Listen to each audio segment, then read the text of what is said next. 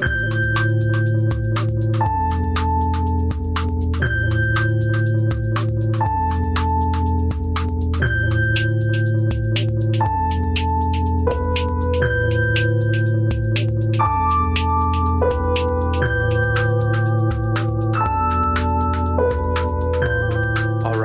welcome back. This is the end of the world. Michael and Stu.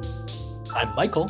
And I'm Stu. And today we are discussing the 2024 film by Robert Eggers, the one you've all been craving, the, some would say masterpiece, others would say disaster, Nosferatu, which is, of course, the based on the 1922 FW Murnau adaptation, illegal adaptation of Dracula. But before we get into all of that, hey, this is our 50th episode.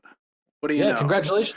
Congratulations to us. We made it over the last cliff and have plunged into the sea of 50 episodes, whatever that means. Into the nightmare of the 50s, 70s. We have nothing to look forward to until we get close to 100, right? This is the milestone, last milestone for a while.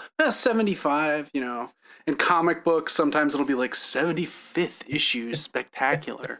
Although, of course, comics don't even go up that high anymore. They just restart after like 20 issues in order to... Maybe we should just do that. Maybe we should just have... Be like episode 1. Yeah, issue points. Yeah. Well, we could always do season 2 for some reason. We could do seasons. I mean, there's no reason for it since we just keep going. No, we'll just keep slogging through episodes 62, 64, and so on. Why not? Yep. So New Year's, it's a time of renewal, a time of, in this case, terror. As you know, we're going to be talking about Y2K next week, but I remember one of the big worries as the year 2000 approached was that some crazed bomber was going to like sneak into New York and blow everything up, right? And that's always in the back of my mind to this day. I still associate New Year's Eve with the possibility of terror. And unfortunately, this year that was realized with this horrible car attack in New Orleans. And then on New Year's Day, the equally horrible and sad suicide of a bizarre, soldier who seems to have shot himself and then detonated a series of explosives and fireworks in a Tesla Cybertruck in front of Trump's hotel in Las Vegas. And both events are horrible, obviously, and there was a lot of conspiratorial... I found this, you know, interesting in as much as soon as these things happened, like the gears of the conspiracy machine were just spinning in overdrive. And it was like discovered pretty quickly that both of these guys had been at the same base at around the same time. They weren't in the same unit. So it was immediately like, oh, well, there's some kind there was also the thing that came out, like at first it was they couldn't rule out, you know, of course, if they were working alone or if there was more, right? So this notion of somehow them being tied together even came out.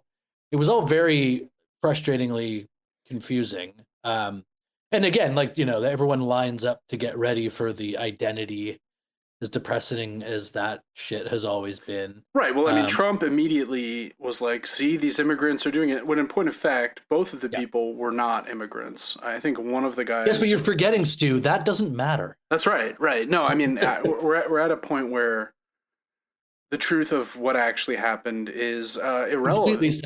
Irrelevant.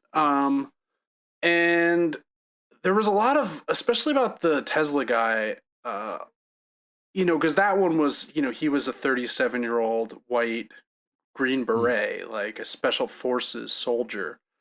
So that, like, that sort of throws a little wrench in the gears of this is all being done by, you know, invidious immigrants or unless it's like maybe a deep state operation. Well, right. I mean, so then immediately you go into is okay. This is like the, you know, Pelosi is like finger puppet control. You know, not finger puppet. You know, like puppet mastering this guy. Like, or there were all sorts of conspiracies. Like, it wasn't really his body that was in the truck. Mm-hmm. He had been replaced by a doppelganger who, you know, his people were like sharing signal messages from him. And it was like, look, the safety level with his phone changed. like 2 days before so it's like, so like the deep state got him and like replaced him, when in point of fact, it just seems like he was a profoundly unwell person who had a lot of, possibly had traumatic brain injury as a result of being in the military for 20 years. And there was also some people were trying to connect it to the drones. Like he was doing this to expose the drones, that the drones are these gravity powered Chinese weapons that only US and China have. And just a sort of sadly, fittingly troubling start to the year, in which Musk took the time to explain that actually the explosion was contained by the sheer strength of the Cybertruck, right? Yeah, and we didn't talk about this before, but did you follow the Adrian Dittman saga at all? Vaguely. I mean, the whole thing is very... I assume it's Musk, right? The whole thing is very confusing. It's unclear. All I'm going to say is the podcast's official position is it's unclear. It certainly sounds shockingly like him. I mean, it really does. He went on this stream to play Fortnite with this 20s influencer Connor Eats Pants, whom I assure you I was very familiar with long before he appeared. I tune into his streams every week, as every 43-year-old man who's an English professor no doubt does. But Connor Eats Pants, I think, to his credit, did a really good job of kind of being like, well, Adrian, like, what was it like? What were you up to on 9/11? Yeah. And You're saying to the credit of Connor Eats Pants? Yes, yeah. Well, he did a good job of just kind of trolling, but not being too aggressive. And he's like, the Adrian Dittman was like, I was doing whatever everyone else was doing. He's like, so you would have been like, what, 3 or 4? You were just kind of toddling around. He was like, yep, that's what I was doing. And it's just like Connor Eats Pants had a real Diane Sawyer moment. Yeah, right? And then it emerged that there's an Adrian Dittman who's a German who lives in Fiji. There's got to be an Adrian Dittman. What does that mean? Well, he shares all of the views of this. Like, so it seemed kind of like, wait, is this guy? And then like German in Fiji is maybe like the accent comes from being an international school student in Fiji of German descent. And so it's just like, but then Elon came out and said, I am Adrian Dittman. It's time the world knows. And it's like, now I just don't know what to think. The whole thing was just a disaster. Well, I can't wait to learn more about it. All right. Let's set that aside for now and get into the movie, which, as I said, is a remake, very faithful remake, I might add, of the FW Murnau classic, Nosferatu, which I rewatched this week, and I also watched the 1979 Werner Herzog Nosferatu adaptation, which is actually a little different than either of the other two films. So just a little background, like, this is basically just an adaptation of Dracula, right? I mean, the character names are different, and the locations are changed, and some of the details are fudged a little bit, but it's Dracula. Like, I mean, it has the same basic core elements, and that was deliberate. Like, at the time when the original film was made, they didn't call it Dracula. They didn't use because they were like, well, Dracula, the Bram Stoker family still owns the rights, yada yada. Don't want to kick up a fuss. But it ended up not mattering, because as soon as Madame Stoker found out, she sued the pants off them. And actually, Stoker got her fangs in. Yeah, if you will. And it's interesting because you would assume the author of Dracula, Bram Stoker, would be extremely wealthy. No, believe it or not. Dracula was his only successful piece of writing. And just Dracula? Yeah, that's all. Well, but a hack. But I mean, like, a lot of people who are successful novelists don't just have one big hit, right? Yeah. I could see being consumed by Dracula to the point that you can't make anything else. I think he tried. That sort of checks out. He tried. That checked out. He lived for another 20-something. No, constantly coming up with ideas and then being like, well, it's not Dracula. Well, it's good. It's good. It's not Dracula. I mean, he's a contemporary of his is Arthur Conan Doyle, right? The creator of Sherlock Holmes. And there's some similarities in the vibe, right? This sort of what are his other big hits? he had another series called what is it called? I can't remember. It's about a adventurer, and it was like pretty successful, but it was never as successful because Conan Doyle did the funny thing where he, the good thing about his format though was that Sherlock Holmes can reappear, right? Sherlock Holmes doesn't get like killed at the end of Sherlock Holmes book 1, right?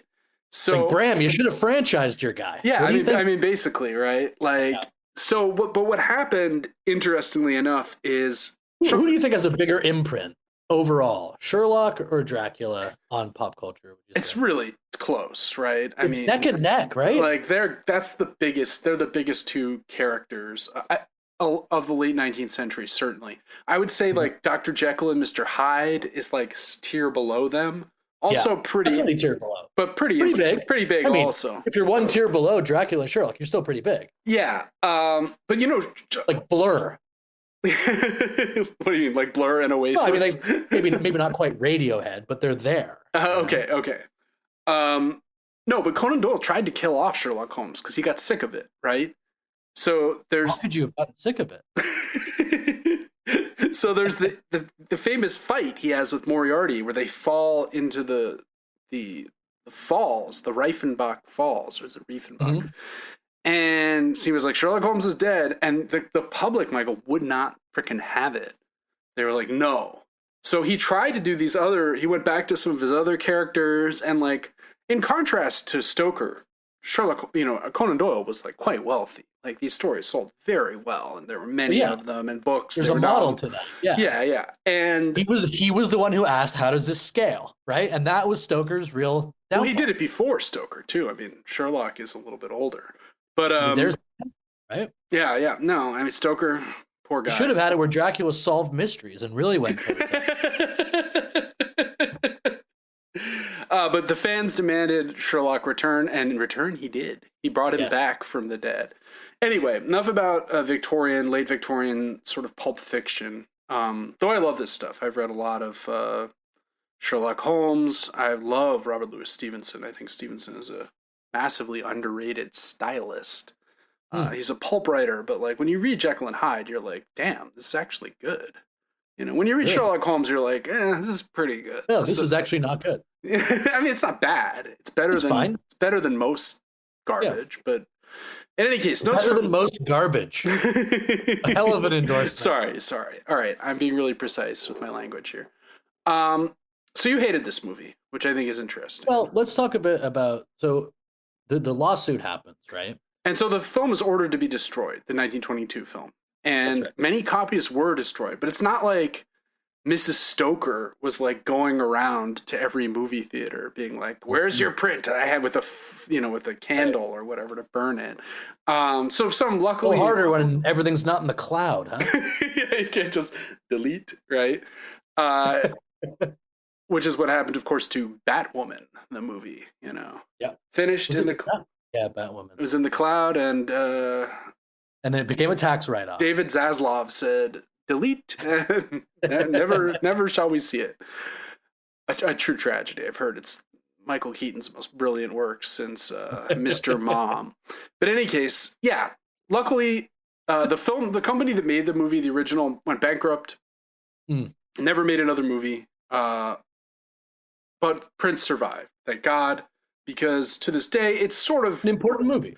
It's one of the most important movies ever made. One of the most important movies ever made. And considered to be the paradigm for a lot of the German expressionism that would emerge in around the same time, right? The use of shadows I'll take your word for it. And lighting. It's very iconic. And so how many memes from the Nosferatu have you seen from the 20s? With him coming up out of the boat, right? Or him coming out of the coffin. Yeah. This early Twitter would have been nowhere without his terrifying visage. Although not that terrifying, right? The original, maybe they would have made more money if they had recognized the meme potential. Yeah. The real failure of FW Murnau in 1922 to not a failure of imagination, not to anticipate the 90-year later emergence of Twitter meme culture. You're right. That's a damning indictment. So, just plot summary. Should we go over it briefly before we get into your staggering indictment of the film? No, I mean, whatever. There's parts that are fine. I guess. So, so it's basically Dracula, right? He gets Hutter, our main character played by Nicholas Hoult, gets sent by his boss, Herr Knock, and these names are all the same from the 22 version. He gets sent to Transylvania, has to leave behind his new wife, Ellen, who the first scene in the adaptation is good. We see her calling out in the night for a guardian angel, and this very sinister voice answering. And the voice that we are later to learn is the voice of who else? Nosferatu, the vampire. But you knew that. You knew that. Yeah, no, but spoiler alert. Oh, you know, like, yeah, this is a movie where it's like, I'm spoiling the plot of Dracula. Like, if you don't know the plot of Dracula, you know, God bless you. Sure. But despite that, it does add an extra layer of telegraphing that sort of, at least to me, makes the whole thing a little bit worse. Well, no, I thought it was kind of interesting that this foregrounds the idea that she has a pre-existing relationship with the demon. Sure. What I'm saying is that for people who like actually are coming to this movie in a new sense, of which there are people, right? The original is 100 years old. Yeah, Gen Z is maybe not as Dracula pilled as and anyone who's eventually going to come to the movie who's not well, totally... no one reads anything anymore, so like no one will have read it. You could have tried to make this a suspenseful movie for everyone who wasn't looking for a shot-for-shot remake of a movie that was. I wouldn't say it's a shot-for-shot remake, but yeah, okay. I'm not being precise in my language. And you're canceled. So the movie is set in Visborg, which is a fictional port city in northern Germany, presumably on the Baltic Sea, or perhaps on the North Sea. We don't know. And Thomas goes off to Romania. Ellen gets left behind with her friends, Friedrich and Anna, and their 2 kids. In the original movie, they are brother and sister. In this, they are married. He gets to Romania, Transylvania. We see him staying at a horrifying inn. A bunch of Roma people in the night. Doesn't start well. Or do we? It's not a lot of bad omens. Everyone for Thomas. in the town is laughing at him. There's like a classic, that awkward tourist thing where you realize that everyone's staring at you and hates you. Not that that's ever happened to me countless times, but just a lot of signs that maybe not. Yeah, this is maybe a bad vibe, right? And the night I know you love your wife, and I know you're trying to make a name for yourself, but you go back to your boss and be like, "Look, sir, any other way? I mean, truly, I'll do anything. I know I said I would do anything, but I mean, even this, I just don't really want to do. I'll do anything other than this."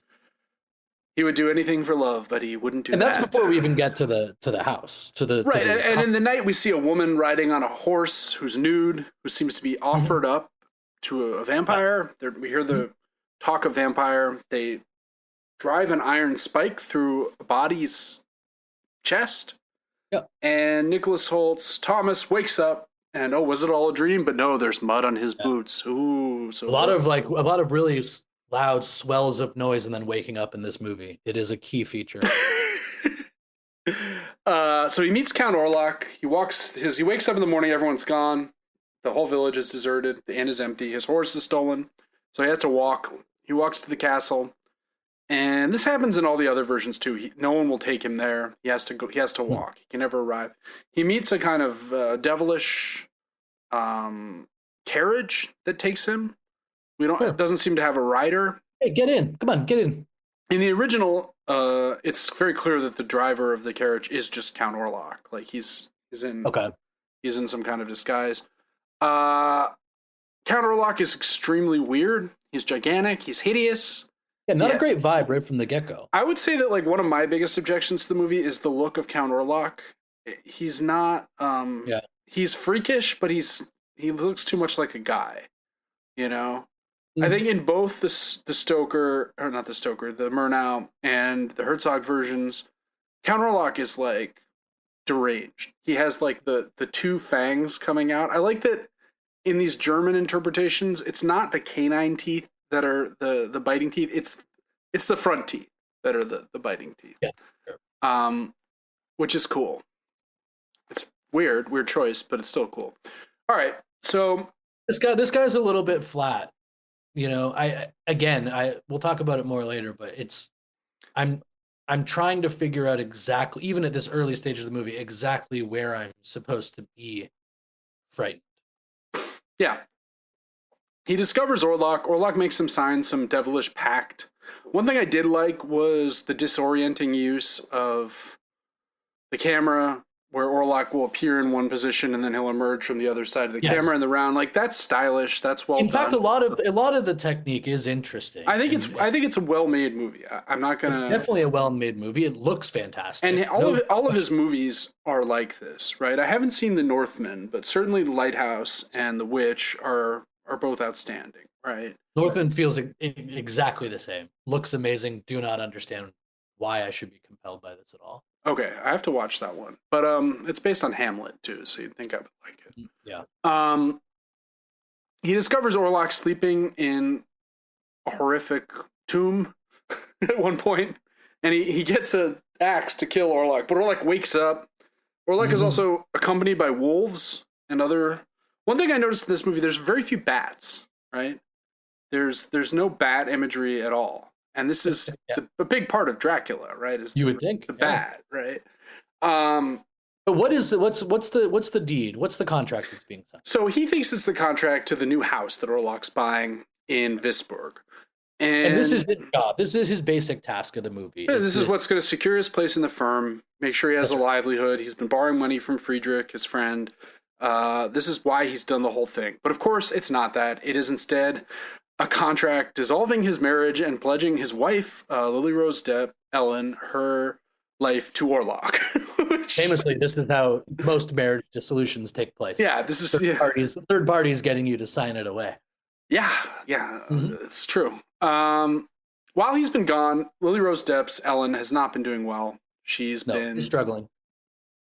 Falling into hysteria, I think is the way to describe it, even though I know that's like a canceled gendered term. She's freaking out. She's having episodes. She's waking up in trances. She's arching her back in very awkward ways. It's a little bit exorcist coded, right? It's almost like demonic possession. No one knows what to do. They call a doctor, Dr. Sievers, played by Finchy from The Office. I don't know if you noticed that. Yeah, he's really come up in the world since the Finchy days. There's also Dagmar Cleftjaw in Game of Thrones, right? He's had a lot of. Oh, right. Yeah. He's around. He's huge now. Finchy. Yeah. Okay. Yeah, from crass beginnings to the esteemed doctor in Nosferatu. God bless him. Anyway, but her illness or affliction, say, is it's meant to be some sort of sexual possession as well. Yeah, I mean I think this movie more so than either other version of the film is about psychosexual possession, right? Right, and I think to that end, I think it falls. I think she's pretty good. I think her acting is really good. She looks great. She's terrifying in her facial. It's weird. It's like it doesn't feel sexual enough to me, right? And I don't mean that in some sort of like. I mean, there are some scenes when she's like panting. I guess a little bit of moaning. Okay, great. I get it. Right? I'm just saying, like, if you're talking about actual like sexualized psychosexual possession of this like supervillain over this person, it doesn't quite hit the notes of the like full possessive nature of that, right? Like it feels a little less than to me. Okay. Right? Like, again, I'm not compelled by what she's going through. And I don't say that in some sort of like voyeuristic way. I'm saying like the actual acting, the acting is still very good. Yeah. I don't think the direction was that great. No, I think I kind of agree. Like I had a little bit of trouble when I was, after watching it in the theater, coming home, writing these notes down. Yeah, like what was the point of that? Like it wasn't like we'll get to what happens towards the end a bit later, obviously. But there's obviously this notion that Thomas is being cucked by Nosferatu. Right? Oh yeah. But as we see, and one of the things that makes her character actually interesting, I think, is that she sort of vacillates between the impossibility of denying this desire or control with this awareness that it is hurting her husband, right? And that, to me, doesn't come across enough throughout the evolution of the movie to where she eventually gets to the point where she's like, he could never you could never please me the way that he does, right? That I think she should be more tortured by this this ambivalence.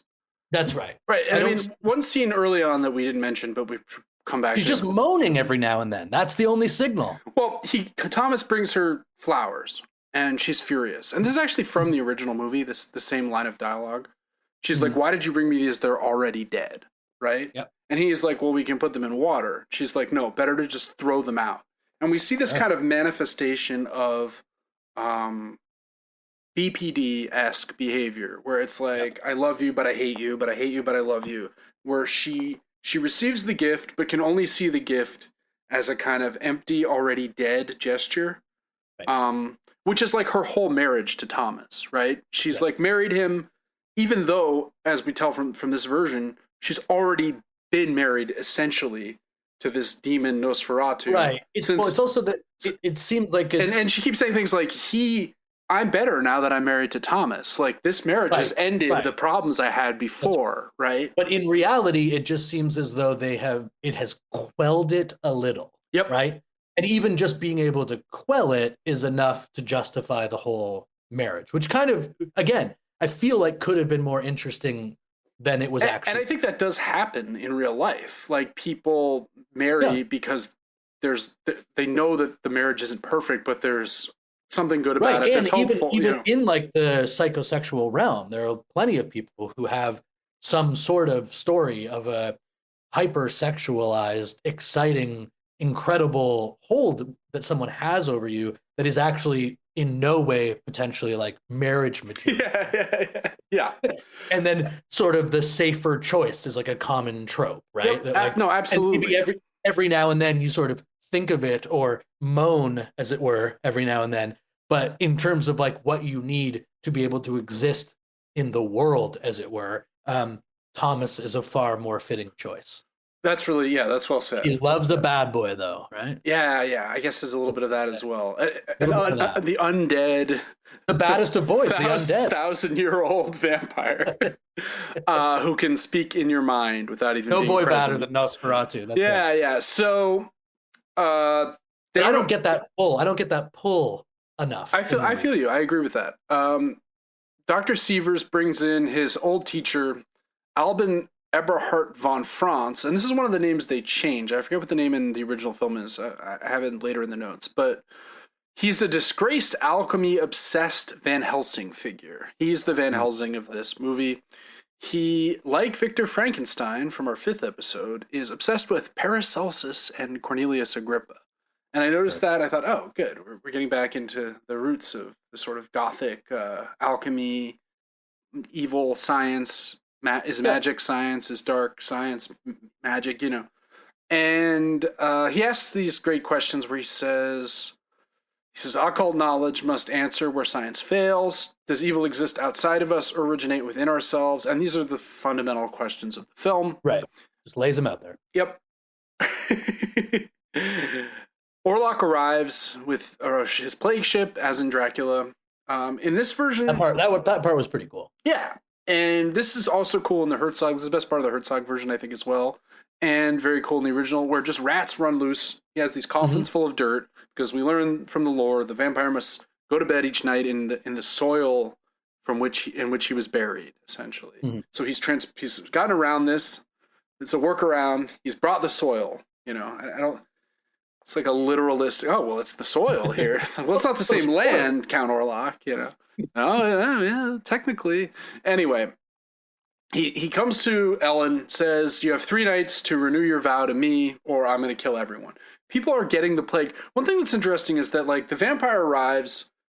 We learn Knock, his boss, is the Renfield, is the agent of Count Orlok. He's obsessed with dark magic. He gets locked in the madhouse, etc.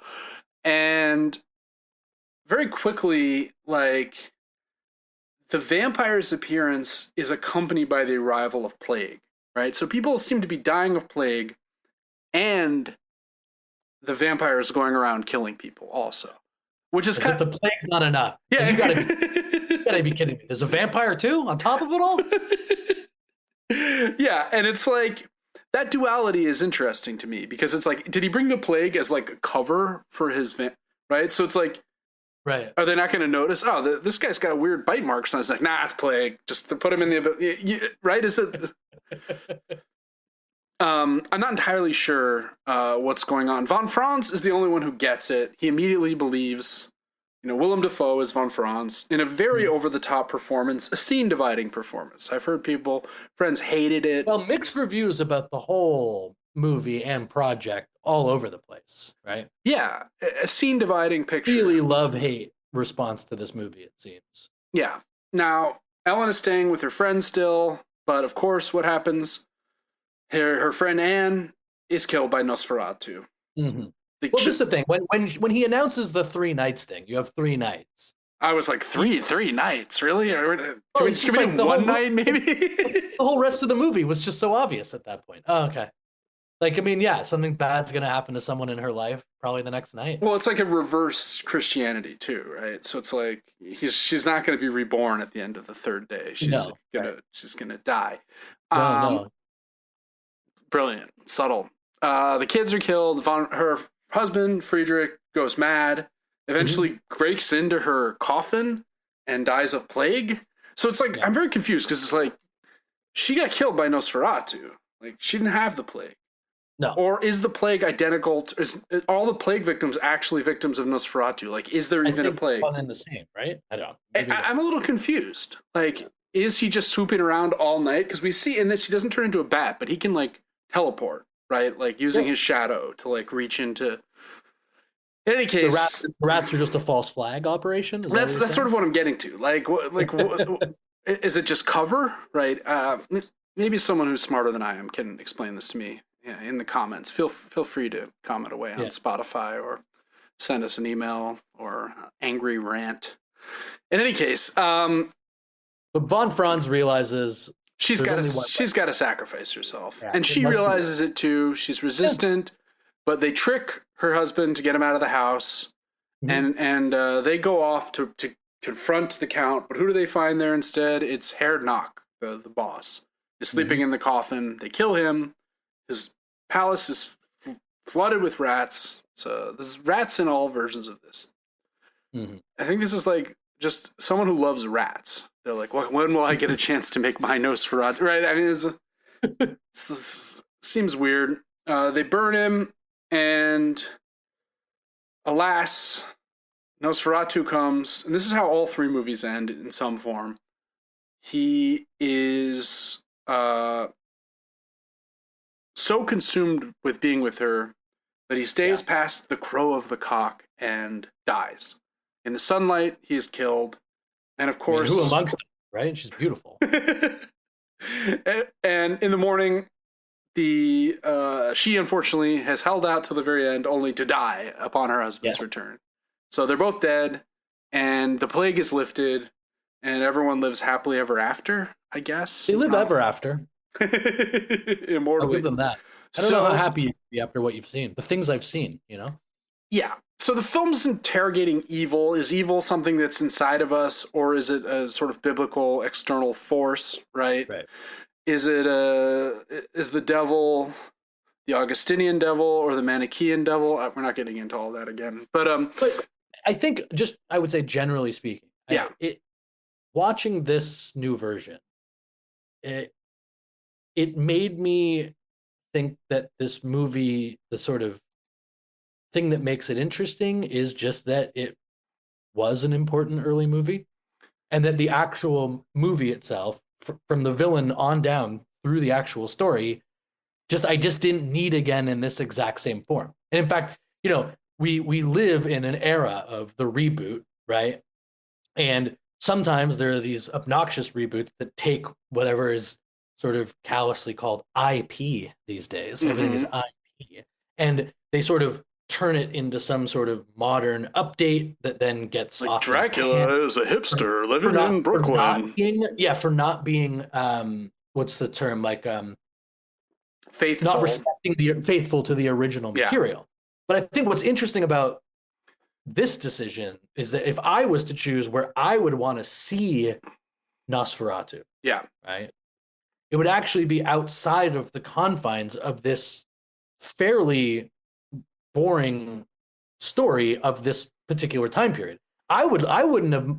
This is a situation where I'd like to see a Nosferatu in the modern day. Yeah. Right. Even using the basic concepts that are explored in the story, even some of the basic plot elements, even the characters. Sure. And an update would have been more interesting to me in terms of like, I found it very difficult to feel any suspense in this story. And again, like it did feel like a remake of a movie that's more important because of when it happened rather than what it actually was. Does that make sense? It does. And, you know, I rewatched the original, and cinema's come a long way, right? I mean, the original is 90 minutes. It is very slow at points. There are long sequences of like Nosferatu carrying the coffins, like full of dirt. Yeah. Like it, you know, and it's like, it's a lot of it's cool because in those days people would have been like, wow, how did they film? That's exactly how did they right. film that guy carrying that giant coffin? That's largely what is cool about it. That's not, and the lighting and the shadows and the costumes. Again, like,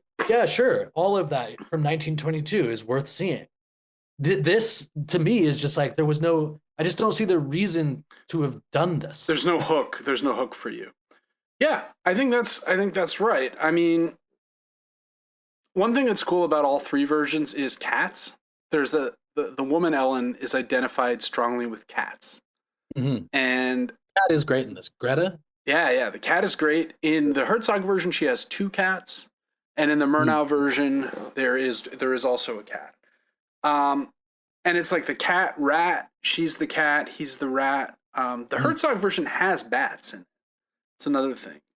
Cats, rats, and bats. There are no bats in the original or in this version, which I think is interesting. I don't know what that means.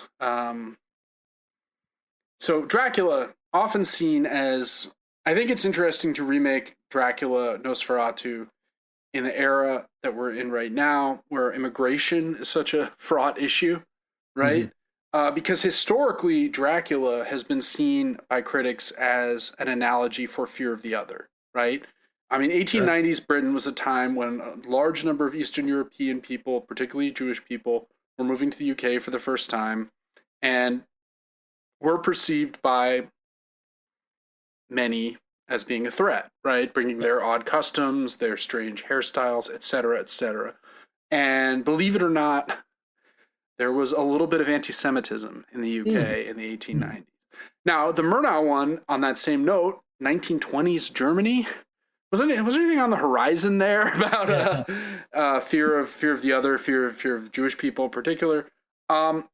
Thinking about that, like, I don't see how that doesn't really map onto this version for me, right? No. Like, I don't think Eggers is being like, close the borders, build the wall, right? I'm not suggesting that. I'm just that's sort of like the failing of this as well, though, right? Is that like, I don't think there is that reading or an attempt at that reading, which actually may have been slightly more interesting, and instead it's just kind of like a piecemeal psychosexual thriller without anything particularly psychosexual and anything particularly thrilling, right? Right. I mean, I think this one, in contrast with the earlier films, relies on the more modern filmmaking techniques as we've described, and jump scares, right? There's the moment when the friend hears a noise. Right. And she is a little more sexual, right? Yeah. Like they do that. They dial that up a bit. But I mean, there's that frozen image of her with the blood dripping out of her mouth that it's been inescapable. I mean, I think this is a star turn for her, right? She is like, I mean, thank God, because what was that show she was in on HBO? The Weekend? I was gonna say The Vampire Weekend was in it. Idol? Idol? Yeah, I didn't see that. Yeah, I skipped that one. Man. Too bad. From the creators of that other really terrible show about hedonism amongst teens. Euphoria, which I have seen to some extent. Yeah.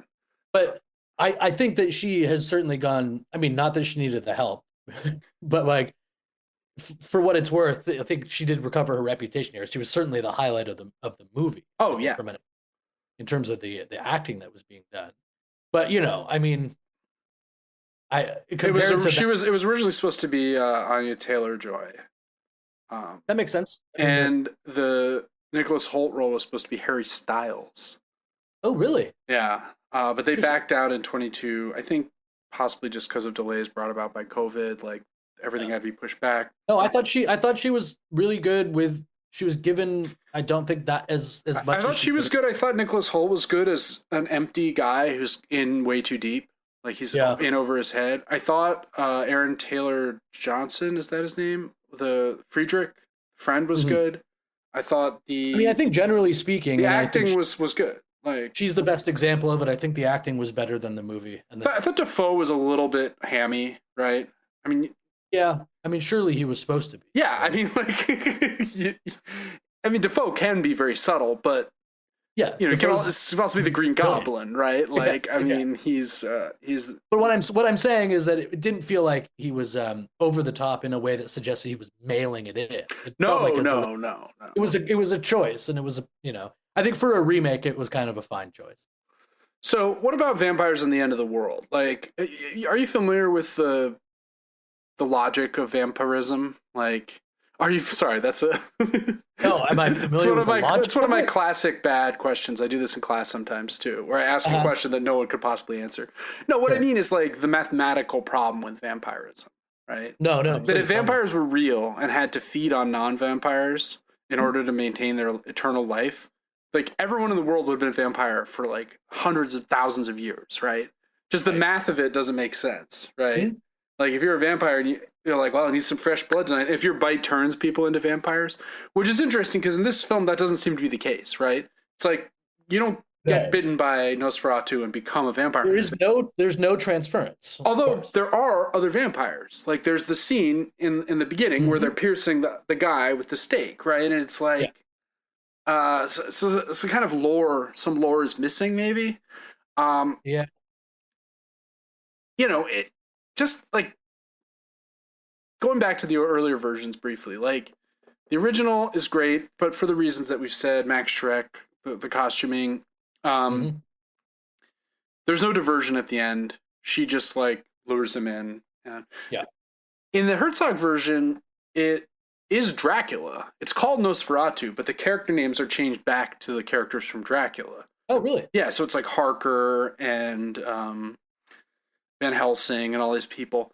And that was because Herzog waited to start filming until January 1st, 79, which was the date that the Dracula novel went into the public domain. Right.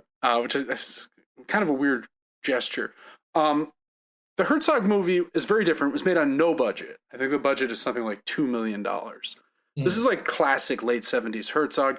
Kinski, Herzog's famous, volatile, madman collaborator, stars as Count Dracula, as the Orlok character, and it ironically enough is like Kinski's most restrained performance. He's just kind of slinking around. He's got his creepy prosthetic teeth in.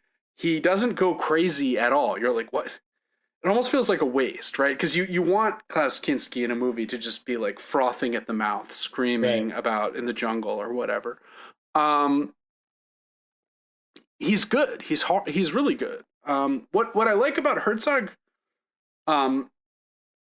switches the ending, and I kind of would have liked for there to be more of that in this. In the ending of the Herzog version, she lures Nosferatu into her bed.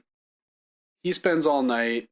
Sunlight comes. He dies. Then Van Helsing goes up and puts a spike through his chest to make sure, he's really done for. Okay. And then Harker, the Thomas character, is like, police, arrest this man. Arrest, Van Helsing. He's killed Count Dracula. Mm-hmm. Like, look at this, he's a murderer. This is disgusting. Get him out of my house. My wife is dead, oh, these monsters. And then he like opens his mouth and he's got the fangs. So he's the new Dracula. And then the movie ends with him riding off into the night to like get down to some more vampire work, right? It does seem more interesting. Because it's like, at least then you're like, because in all the versions, the Harker / Thomas character gets bitten. In this one, he's cured by some nuns, right? Some nuns find him and like pray over him. Yeah. And It's a little ham-handed. Yeah, something similar happens in the original version as well. And he's reprieved. In the Herzog version, he climbs down a like rope ladder of sheets from the window when he escapes, as opposed to plunging into the river in this one. I like that there's like the curse will continue. In this, it's just kind of like, well, now the curse is over. But are there other Count Dracula-esque vampires out there? I think that's a very good point. The idea of the mythology, the legend continuing, right? I mean, and if Stoker had done this, could have saved himself a lot of misery. Dracula 2, Dracula's Revenge, or right. Dracula 17, The Final Reckoning. Could have been the Hunger Games of its era. That's right. That's right. No, I think I end up just disappointed. I went in hoping to be scared, and I was not scared for 1 second, except when sometimes it would be a very deliberate jump scare. Not even the like plague stuff scared you. Thought of the no. I sort of processed the movie. I don't think I What was the last movie that actually scared you? Can you remember off the top? No. I think I've been scared after. I mean, like troubled by a movie and I'm trying to think about was it called The Mothman Prophecies? Oh yeah. Not a scary movie for me, but then on the way home, somebody was following us and flashing their lights, and then I got sort of scared about. You're like, it's the Mothman. Well, maybe not that literally. He knows. He's here. Something's afoot. He's here with us. I'm in a frightened disposition, I guess. Yeah. I guess that's fair. It's not a fair criticism to be like, I wasn't scared.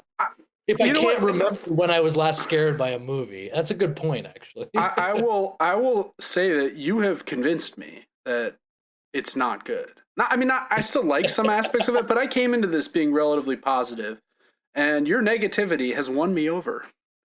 Like a vampire, your bite has converted me into your position, and I'm happy to be here. What can I say?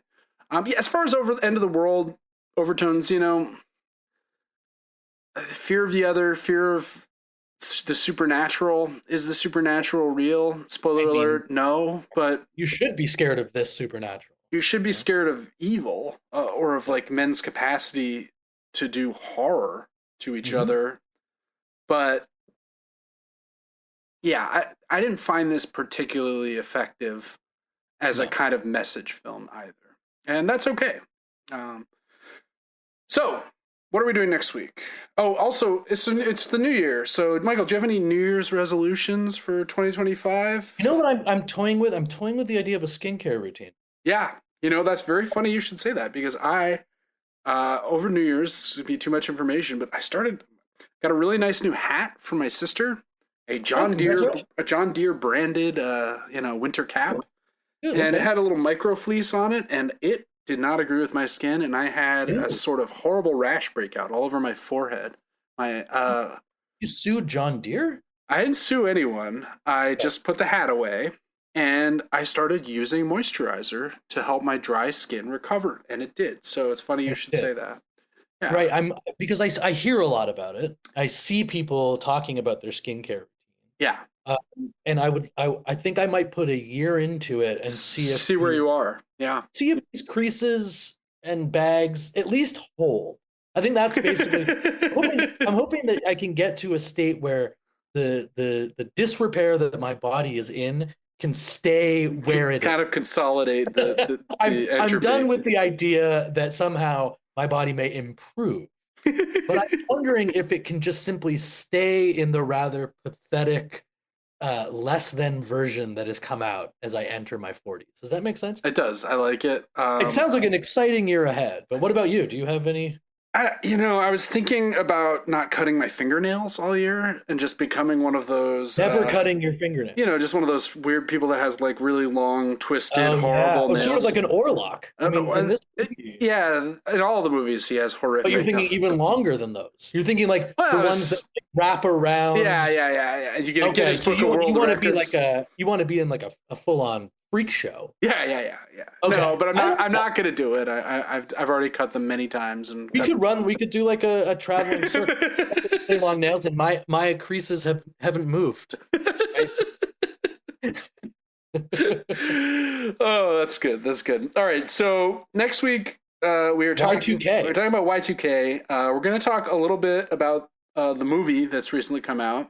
We think so. If we can find a way of watching it, which we may have to. I've heard it's an extremely important film that we all must see. Yeah. I've heard just the opposite, actually. But more interestingly for the podcast, I think. Yeah, just the phenomenon of the Y2K. The moment in time, and also the lead up, which actually lasted a minute. Many years. I remember seeing things about Y2K years in before. the 90s, early 90s. That's right. 93 was when the drum beat of horror started to sound in the pit of Mordor or whatever. Yeah, right. Yeah. And so I think that's kind of a good... And it'll tie in a little bit with our When Prophecy Fails, although not really. Okay. Because the prophecy didn't fail because nothing happened. The prophecy failed because people remediated the problem. That's right. Which is interesting and hopeful. Maybe if only we could do that about some of the legion other problems.